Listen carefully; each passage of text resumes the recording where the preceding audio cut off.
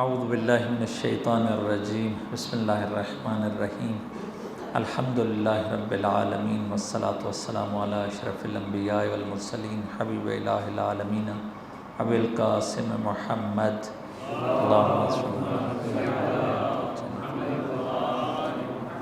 وآلہ الاطیبین الاطہرین سیما بقیت اللہ فی الارضین روح وارواحنا العالمین لتراب مقدم الفدا اما بعد فقد قال اللہ تبارک و تعالی فی کلامہ المجید بسم اللہ الرحمن الرحیم اذ تستغیثون ربکم فاستجاب لکم انی ممدکم بألف من الملائکۃ مردفین۔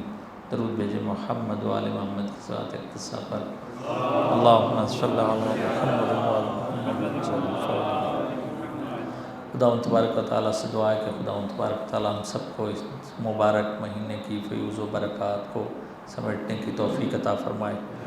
اللہ تبارک و تعالیٰ ہم سب کے گھروں پر اپنی رحمتیں اور برکتیں نازل فرمائے، اور خدا تبارک و تعالیٰ ہم سب کو اس مہینے کے آخر پر مقام تقویٰ پر فائز فرمائے۔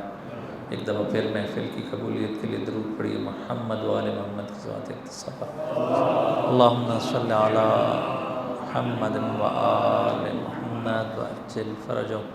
ہم آپ کو معلوم ہے کہ یہاں تک پہنچے تھے کہ حضرت نوح علیہ السلام کے طوفان کے بعد کیا ہوا، اس میں جو چند چیزیں جو ہیں وہ آپ کی خدمت میں عرض کرتے ہیں۔ ایک تو یہ کہ آپ کو یہ بات یاد رہنی چاہیے کہ حضرت نوح علیہ السلام کی نفرین کے بعد جو کافر تھے وہ سب غرق ہو گئے، ٹھیک ہے، یہ عذاب الہی تھا طوفان، اور غرق ہونے کے بعد جو مومنین تھے وہ بچ گئے تھے کشتی میں، اور حضرت نوح علیہ السلام کے 3 بیٹے سام، حام اور یافس یہ بچ گئے تھے، اور حضرت نوح کی بیوی اور بیٹی بھی بچ گئی تھی۔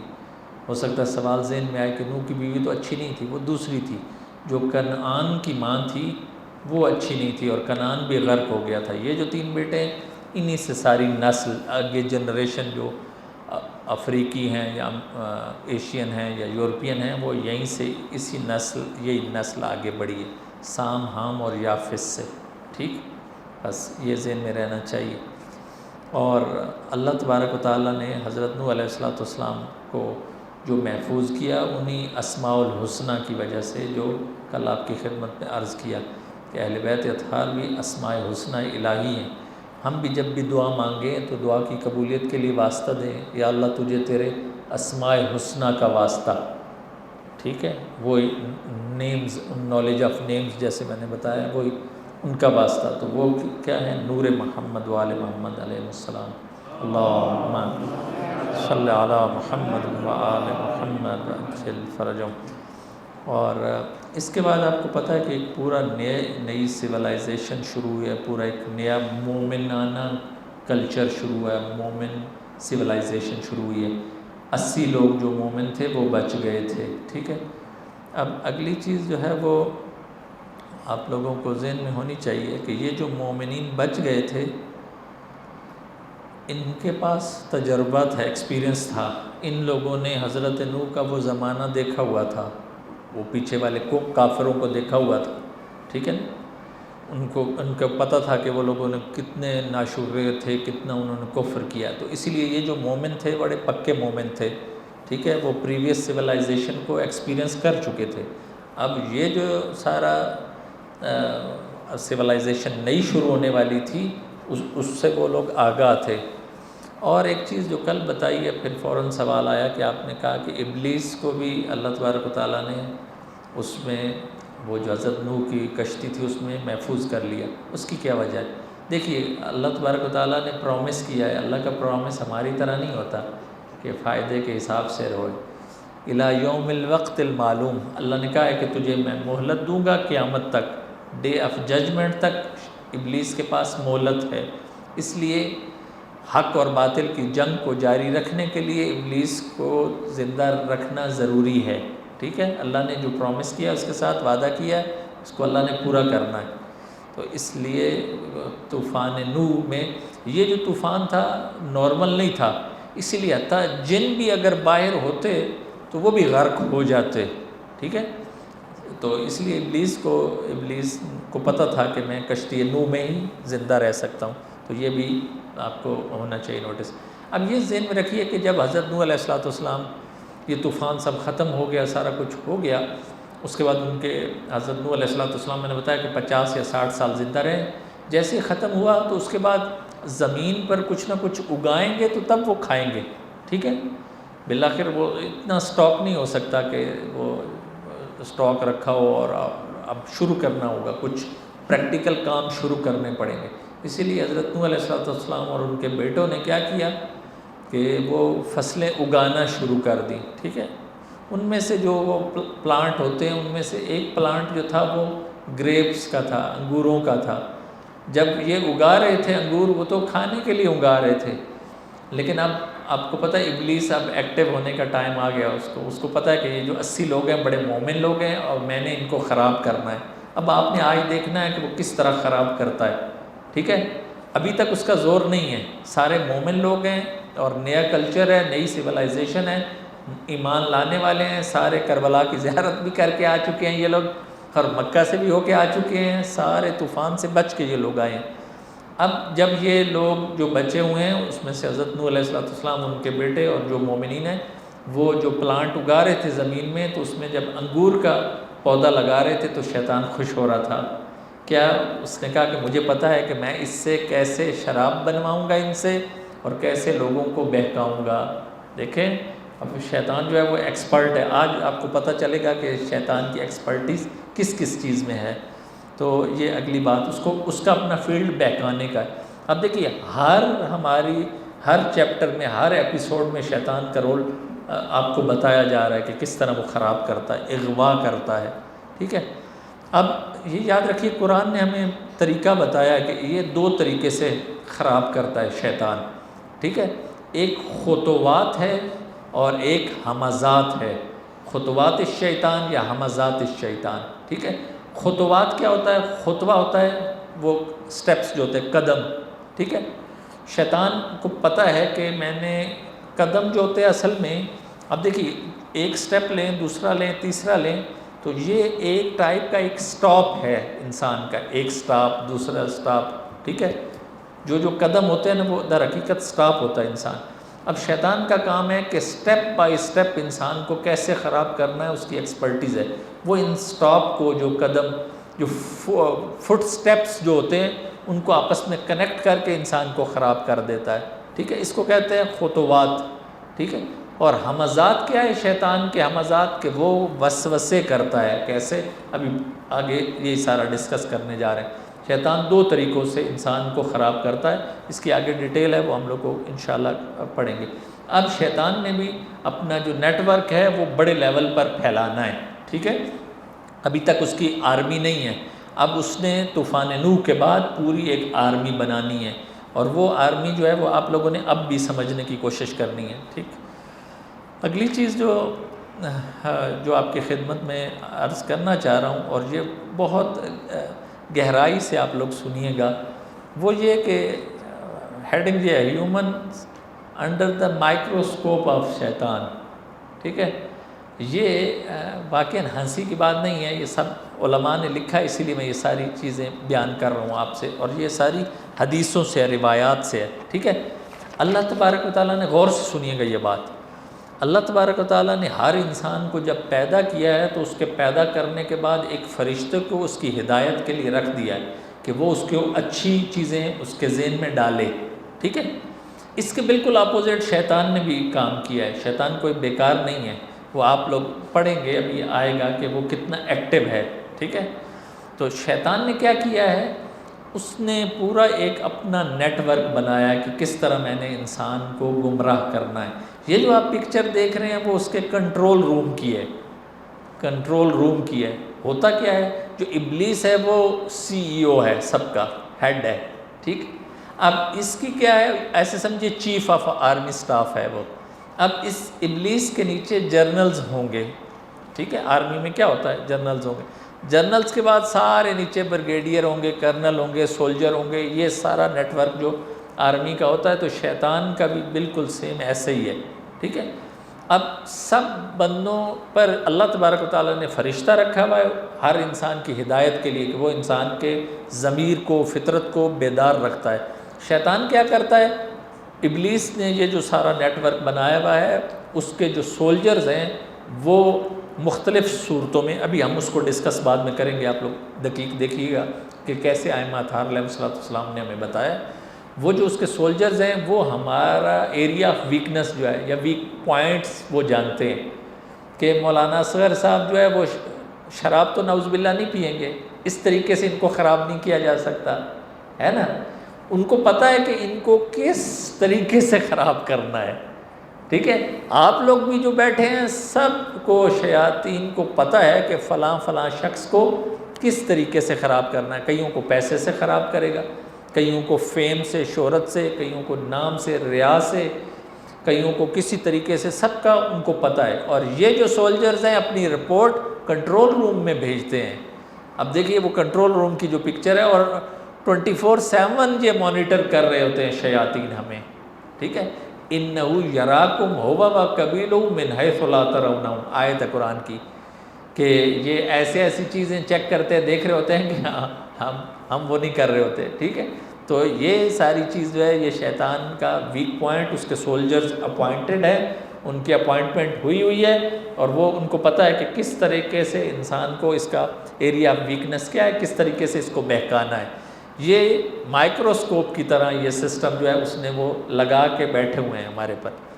اگلی چیز اب جو ہے وہ یہی ہے کہ جو شیطان کے کمانڈرز ہیں، جیسے میں نے آپ کی خدمت میں عرض کیا، ابلیس کے کمانڈرز ہیں، اور پھر آگے ان کے سولجرز ہیں، اور ان کے کام جو ہے وہ آپریشنل کام ہوتے ہیں، پریکٹیکل کام ہوتے ہیں، باتیں نہیں کرتے وہ، اور وہ اسپیشل ٹاسک دے کر اپنے شیاطین سے یہ رزلٹ لیتے ہیں، ٹھیک ہے۔ اس کو پوئٹری کی حدیث میں بھی ہے، قرآن میں بھی ہے، جنود ابلیس، جنود جند کی جمع یعنی ابلیس آرمی۔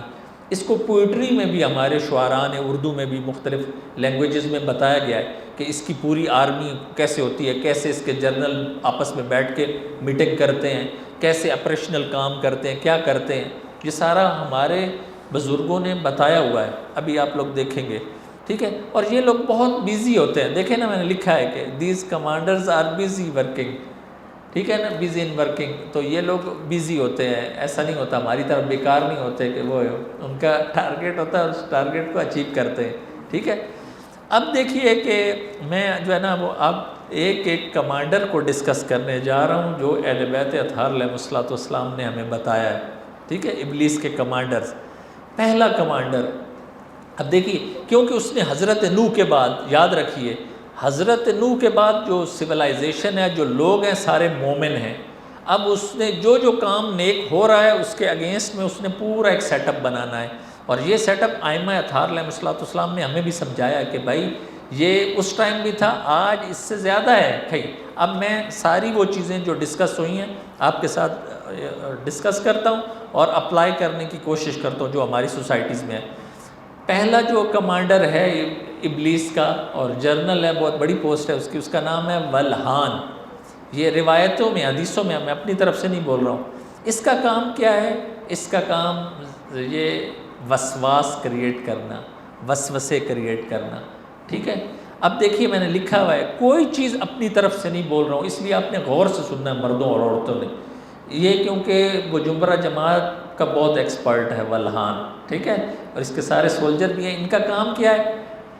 اس کا کام یہی ہے کہ ہماری جماعت کے مردوں اور عورتوں اور بچوں کو طہارت اور نجاست کے مسائل میں ہی پھنسائے رکھے، یہ پہلا پوائنٹ ہے۔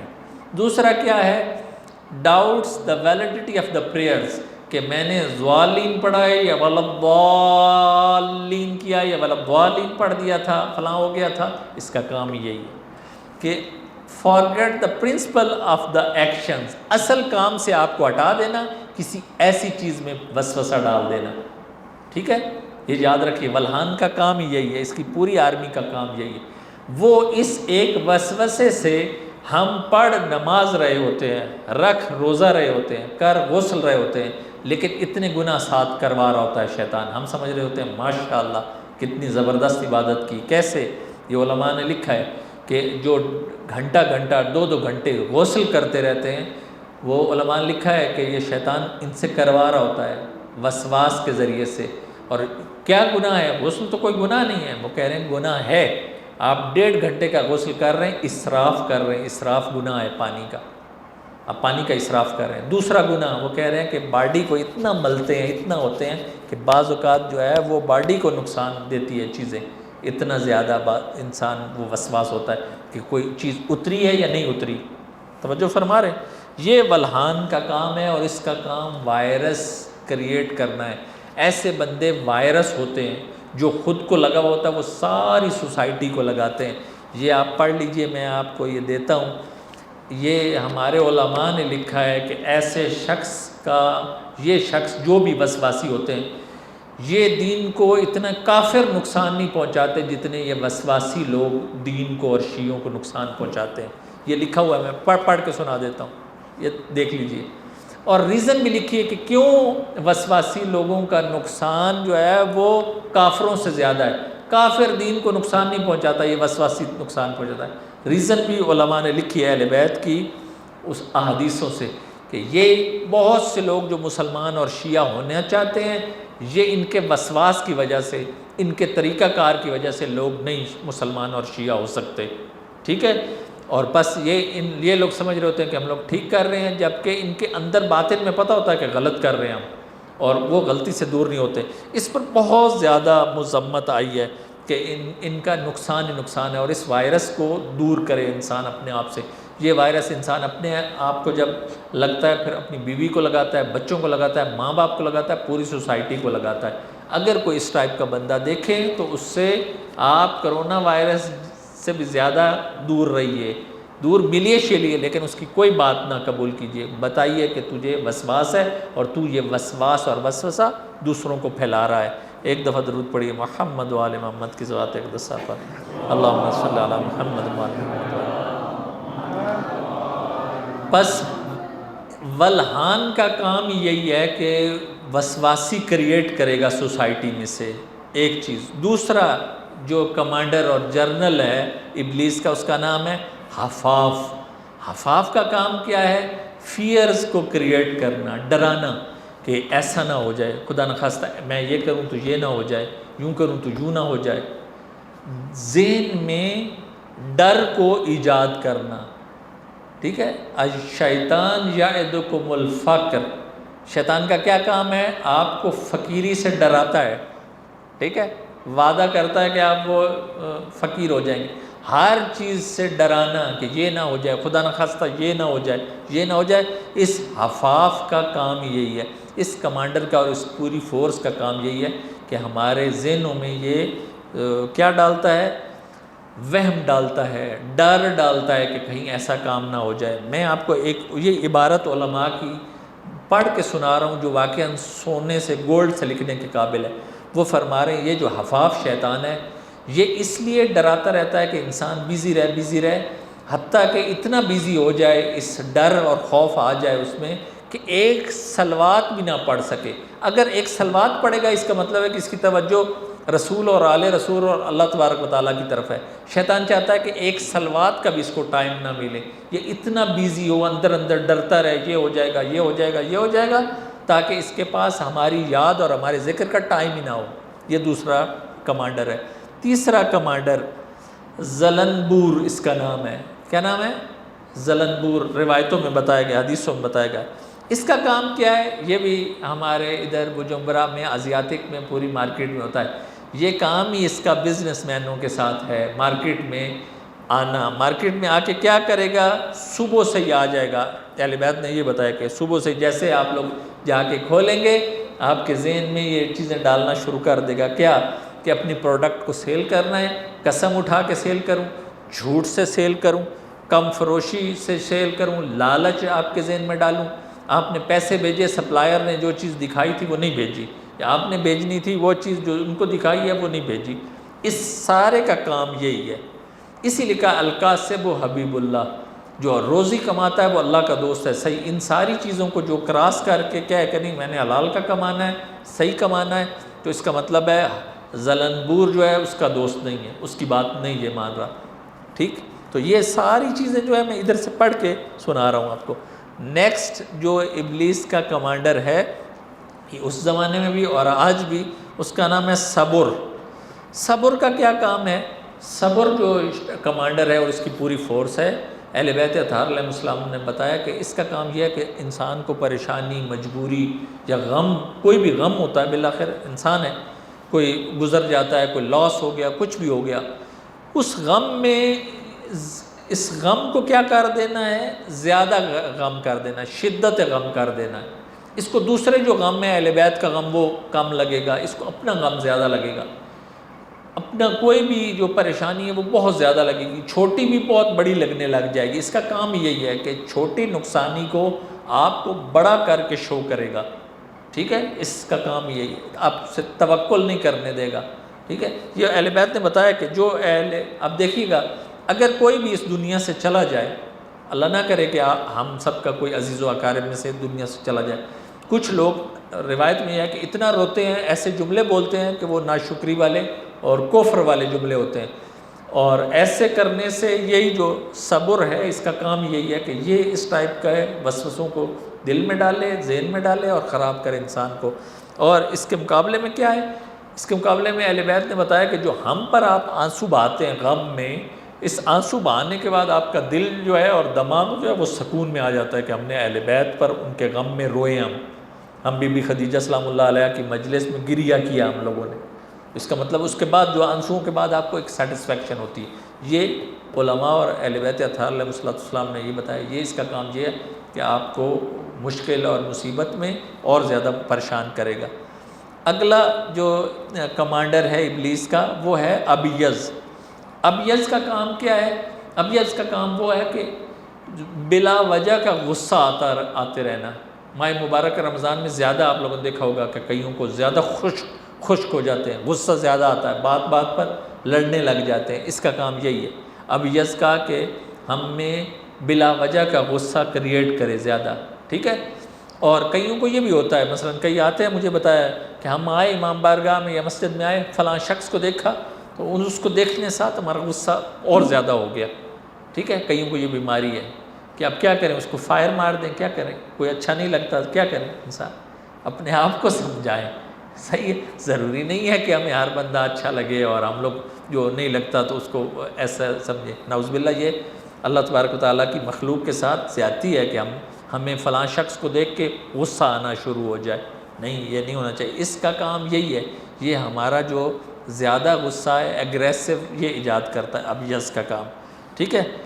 اگلا جو شیطان ہے، ان کا کمانڈر ہے، اس کا نام ہے اعور۔ اعور کا کام کیا ہے؟ اعور کا کام یہ ہے کہ مرد اور خواتین میں شہوت کو ایجاد کرنا، اس کا کام یہی ہے۔ اور یہ ساری چیزیں لکھی گئیں کہ ابتداء میں کس طریقے سے یہ وسوسہ کرتا ہے، ٹھیک ہے؟ کیسے دل میں ڈالتا ہے۔ قرآن میں ایک آیت کا حوالہ دیا علماء نے کہ 2 لفظ لکھے ہیں، متخذی اخدان اور متخذات اخدان، کہ وہ عورتیں یا وہ مرد جو چھپ کے رابطہ یعنی کنیکشن ہوتا ہے، ان کا ریلیشن شپ ہوتا ہے غیر محرم کے ساتھ، صحیح ہے؟ ہمارے علماء نے بتایا کہ ساری رات میسج چل رہے ہیں، یہ رابطہ پنہانی ہے، چھپ کے عورت اور مرد نامحرم آپس میں رابطہ کر رہے ہیں، میسج پر میسج، ساری رات گزر جاتی ہے، وہ اس میں رہتے ہیں۔ اس کا کام، آور کا کام یہی ہے کہ وہ ذہن میں مرد اور عورت کے درمیان جو غلط ریلیشن شپ ہے، اس کو مزین کرے، اس کو اچھا لگے، اس کو فلاں اچھی لگنے لگ جائے یا اچھا لگنا لگ جائے غیر محرم۔ اس کا کام ہی یہی ہے، اس کا کام یہی۔ اب آپ لوگ ہنس رہے ہیں، وہ ایکسپرٹیز اس کی اس میں کہ یہ مراحل ہیں، میں بہت سی چیزیں حیا کی وجہ سے نہیں بول رہا ہوں، لیکن کچھ بولتا ہوں۔ ایک یہ چیز ہے کہ ابتدا میں شہوت کو ایجاد کرتا ہے، ایک کام۔ اس کے بعد کیا کرتا ہے کہ جو مرد ہو یا عورت ہو، وہ کیا کرتے ہیں؟ جستجو میں ہوتے ہیں۔ اگر خدا نخواستہ لڑکی ہے تو وہ لڑکے کی جستجو میں ہوگی، پتہ کرے گی کہاں ہے، کس جگہ پر ہے، کیا ہے، کچھ ہے۔ لڑکا ہوگا، لڑکی کی جستجو میں ہوگا، اس کے بارے میں انفارمیشن رکھنا چاہے گا، وہ کیا ہے کر رہی ہے۔ یہ سارے سٹیپس ہیں جو بتائے گئے ہیں، ٹھیک ہے؟ اس کے بعد کیا کرے گا؟ اس کی ذہن اور فکر پر سوار ہو جائے گا، یہ جو ہے آور، ٹھیک ہے؟ اس کے بعد زیبا سازی کرے گا کہ وہ بتائے گا، بہت بیوٹی، خوبصورتی ایجاد کرے گا فلاں کے بارے میں، وہ جن سے مخالف کے بارے میں، بہت خوبصورت ہے فلاں فلاں فلاں فلاں فلاں، ٹھیک ہے؟ ہوتا کیا ہے؟ پرابلم کیا ہے؟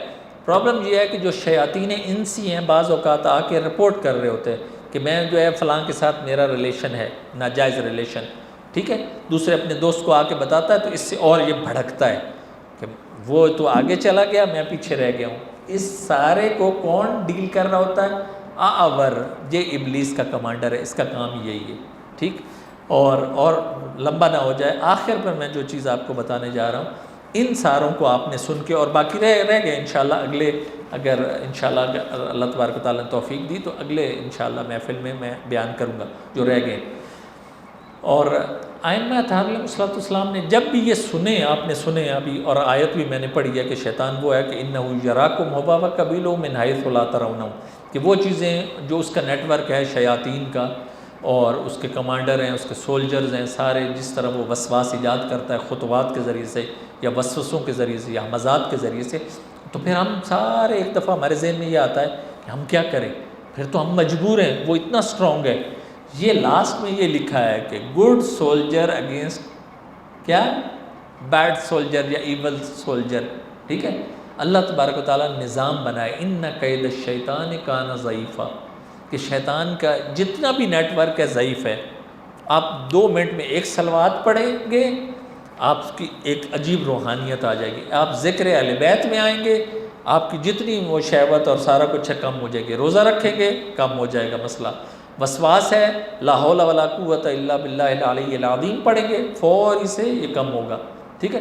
توکل کریں گے، پتہ ہے کہ رزق کا دینے والا اللہ ہے اور لینے والا بھی اللہ تبارک و تعالیٰ ہے۔ جو صبح کی تعقیبات پڑھے گا، جو عشاء کی تعقیبات پڑھے گا، اس کو نہیں ہوگا کہ بندہ میرا رزق بنا سکتا ہے یا چھین سکتا ہے، بندے کے ہاتھ میں نہیں ہے، اللہ تبارک و تعالیٰ کے ہاتھ میں۔ یہ اس لیے یہ علماء نے ذکر کیا کہ ایسا نہ ہو کہ شیطان کی یہ ساری چیزیں سننے کے بعد ہم سمجھیں کہ ہم مجبور ہو گئے اور شیطان بہت پاورفل ہے، نہیں، ایسا نہیں ہے۔ ایک ذکر کی وجہ سے انسان محفوظ ہو جاتا ہے، ذکر اہل بیت کی وجہ سے انسان محفوظ رہ جاتا ہے، اسی طرح مسجد میں آنے کی وجہ سے محفوظ رہ جاتا ہے، امام بارگاہ میں آنے کی وجہ سے، ذکر محمد و آل محمد سننے کی وجہ سے بہت سے گناہوں سے انسان محفوظ رہتا ہے۔ خدا تبارک و تعالیٰ سے دعا ہے کہ خدا تبارک و تعالیٰ ہم سب کو شیاطین جنی اور انسی سے محفوظ رہنے کی توفیق عطا فرمائے۔ اللہم صلی علی محمد و آل محمد۔